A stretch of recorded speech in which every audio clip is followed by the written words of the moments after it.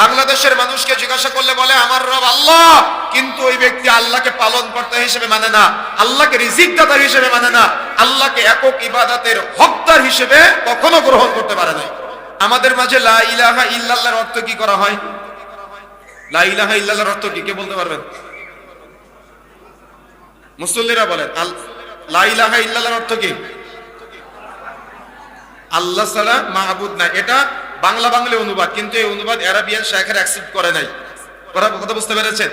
এই কথা যদি আপনি বলেন যে আল্লাহ ছাড়া মাহবুদ নাই, তার মানে আপনি শুধুমাত্র একক আল্লাহকে, একক রবকে, একক ইলাহকে স্বীকৃতি দিলেন না। কথা বুঝতে পেরেছেন? এটা আপনার জ্ঞান দিয়ে বিবেচনা করতে হবে।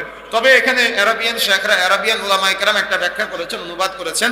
লা ইলাহা ইল্লাল্লাহ এর সঠিক অনুবাদ হলো, একটা শব্দ যুক্ত করেছেন, সেটা হলো বিহাক্কিন লা মা'বুদা ইল্লাল্লাহ। আল্লাহ ছাড়া হক, আল্লাহ ছাড়া সত্য, আল্লাহ ছাড়া প্রকৃত কোনো মাহবুদ নাই। কেন?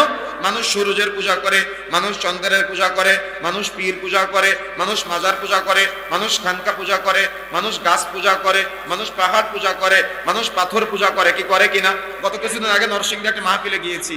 তো মাহফিলে যে বাড়িতে আমাদের থাকতে দিয়েছে আলোচনার আগে, ওই বাড়িতে গেটে ঢোকার মুখে দেখলাম একটা মালসা। চিনেন আপনারা মালসা? চিনেন তো? মাটির তৈরি মালসা, একটু গর্ত মতো যেটা হয়।